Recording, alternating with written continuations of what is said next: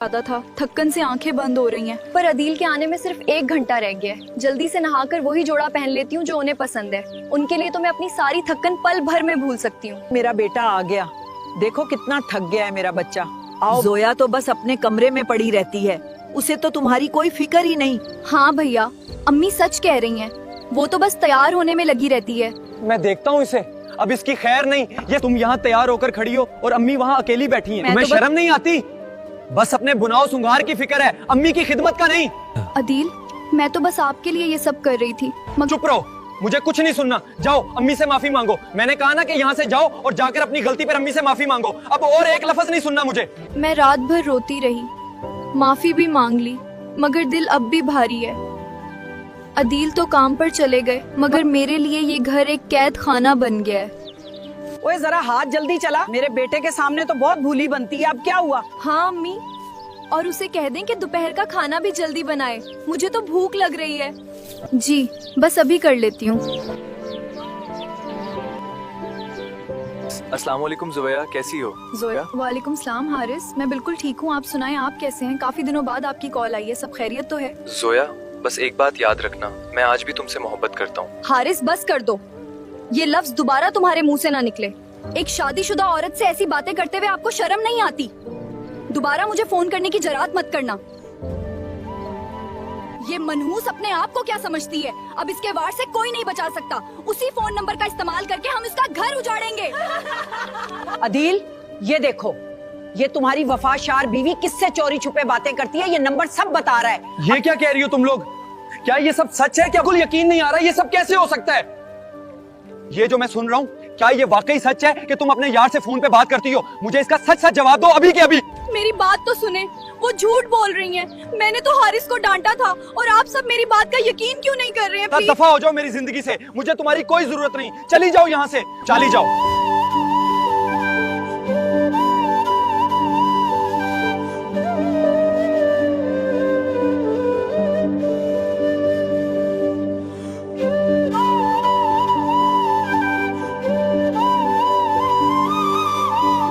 अगर आप मेरी जगह होते तो क्या करते? क्या अदील की मोहब्बत पर यकीन करते या हारिस का साथ देते?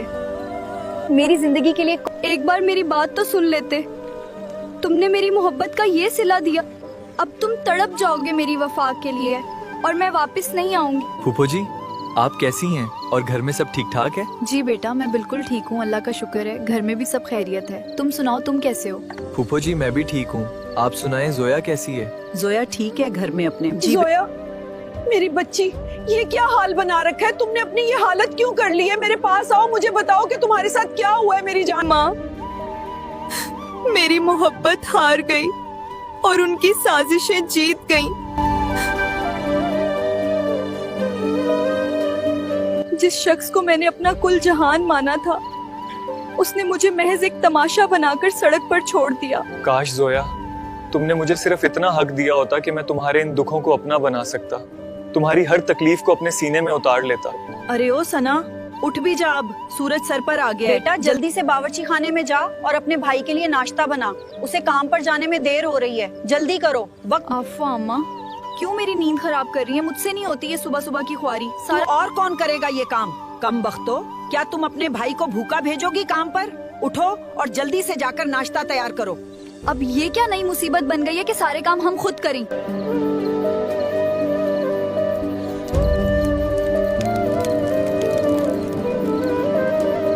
देखा अम्मा, कैसी बेवकूफ बनाया भाभी को। उन्हें पता ही नहीं चल सका कि हम उनके खिलाफ खेल रही थी। बस एक जरा सी चंगारी डाली और आग लग गई। अदील भी कितना भूला, हमारी बातों में आकर उसे निकाल ही दिया था हमने। शर्म नहीं आई तुम लोगों को? एक बस्ता बस्ता घर उजाड़ दिया। मैंने तुम्हारे लिए अपनी सच्ची बीवी को ठकरा दिया। तुम लोग माँ बहन नहीं, मेरे दुश्मन हो। मैंने ये क्या कर दिया? जोया तो सिर्फ मेरा भला चाहती थी और मैंने उसे ही घर से निकाल दिया। कितना बदनसीब हूँ मैं। कि अपनों के रूप में छुपे दुश्मनों को पहचान न सका। नहीं माँ, मैं अब मजीद देर नहीं करूँगा। जोया के बगैर ये घर, ये जिंदगी सब अधूरी है। मैं अभी जाऊंगा, उसके सामने हाथ जोड़ूंगा, पैरों में गिरूंगा, पर उसे मना कर ही वापस लाऊंगा।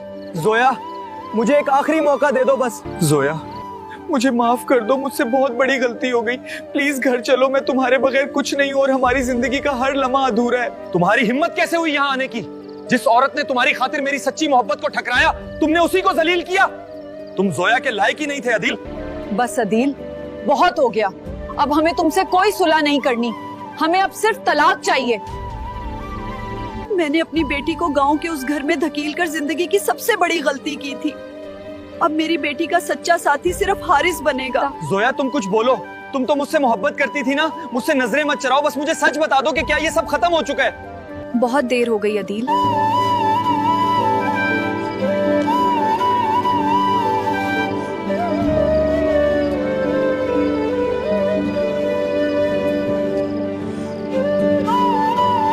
जब साथ थे तो कदर न जानी तुमने, अब गैरों की बाहों में देखकर रो